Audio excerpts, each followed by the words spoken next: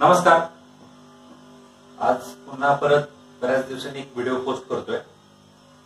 साधारण जुलै ऑगस्टच्या दरम्यान मी माझ्या एका एव्हीएन रुग्णाच्या फीडबॅकचा व्हिडिओ पोस्ट केला होता. त्यानंतर बऱ्याच जणांच्या इन्क्वायरी झाल्यात की एव्हीएन म्हणजे काय किंवा एव्हीएन कसा होतो, कसा ओळखावा. तर त्या संदर्भात आपण या व्हिडिओमधून थोडक्यात माहिती घेऊया. तर एव्हीएन म्हणजे काय, तर अव्हेस्क्युलर नेक्रोसिस ऑफ फ्युमरल हेड. म्हणजे आपलं मांडीचं जे हाड असतं त्याचा जो हेडचा जो भाग असतो त्या हेडला रक्तपुरवठा न झाल्यामुळे ते हाड झिजतं किंवा त्याची डेथ होते आणि तो जो जॉईंट आहे आपला हिप जॉईंट तो कोलॅप्स होत असतो.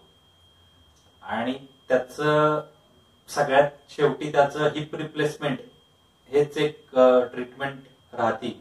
तर त्याची काय कारण आहेत ती आधी आपण बघू.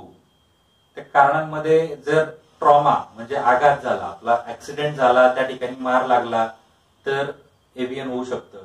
त्याच्यानंतर प्रोलॉंग यूज ऑफ स्टिरॉइड म्हणजे स्टिरॉइडचं खूप जास्त कालावधीसाठी जर सेवन केलं गेलं तर एव्हीएन होऊ शकतो. तेच आता पोस्ट कोविड ज्या ज्या पेशंटला एव्हीएन डायग्नोज झालाय तर त्यांच्या ट्रीटमेंटमध्ये कोविडच्या खूप सारे स्टिरॉइड जास्त कालावधीमध्ये वापरले गेली. त्याच्यानंतर त्यांना बऱ्याच जणांना एव्हीएन डायग्नोज झालं होतं. त्याच्यानंतर काही ब्लड डिसऑर्डर आहेत जसं की सिकल सेल ॲनिमिया, त्याच्यामध्ये सुद्धा एव्हीएनचे चान्सेस असू शकतात, होऊ शकतात. तर त्याची लक्षणं काय आहेत, तर आपल्या ग्रॉइन रिजन मध्ये म्हणजे आपल्या हिप जॉईंटच्या ठिकाणी आणि थाय रिजन मध्ये दुखणं चालू होतं किंवा पेन चालू होतं आणि ते पेन कन्सिस्टंटली असतं, कॉन्स्टंट पेन राहतं ते. त्याच्यानंतर हळूहळू हिप जॉईंटची जी काही आपली मोशन आहे, रेंज ऑफ मोशन आहे ती कमी व्हायला लागते आणि पेन वाढायला लागतं. मग काही कालावधीनंतर रुग्णाला चालता येत नाही, तो पाय उचलता येत नाही. अशा पद्धतीची लक्षणं एव्हीएन मध्ये जनरली दिसतात. तर एव्हीएन डायग्नोज कसं करतात, एक्सरे हे बेसिक इन्व्हेस्टिगेशन आहे. त्याच्यानंतर आपल्याला डिटेल कन्फर्म डायग्नोसिस आपल्याला एमआरआय मध्ये होतं एव्हीएनचं.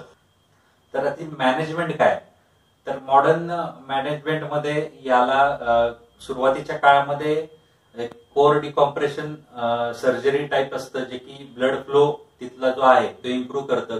किंवा काही मेडिकेशन्स असतात जी तिथली ब्लड फ्लो इम्प्रूव्ह करायला मदत होत असते. किंवा पेन कमी करणारी काही पेन किलर्स असतात, ती तात्पुरता रिलीफ देतात. अशा पद्धतीची सुरुवातीच्या काळात औषधं दिली जातात त्या भागावरती, किंवा हिप जॉईंटला वेट बिअरिंग किती कमी होईल हे बघितलं जातं. आणि सगळ्यात शेवटचा उपाय मागचे सांगितल्याप्रमाणे हिप ट्रान्सप्लांट किंवा हिपची सर्जरी करायला सांगितली जाते. तर ही झाली थोडक्यात त्याची माहिती मॉडर्न पर्स्पेक्टिव्हनी. तर मी नेक्स्ट व्हिडिओमध्ये याची लाईन ऑफ ट्रीटमेंट आयुर्वेदानुसार काय आहे आणि त्याचा पेशंटला कसा फायदा होतो, तो ऍक्च्युअली आपल्या पेशंटला, आपल्याकडे असे बरेच पेशंट आहेत जे एव्हीएनची ट्रीटमेंट आपल्याकडे घेत आहेत आणि त्यांना त्याचा फायदा होतोय.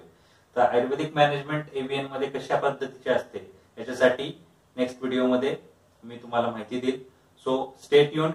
नेक्स्ट व्हिडिओ एव्हीएनचं आयुर्वेदिक मॅनेजमेंट. धन्यवाद.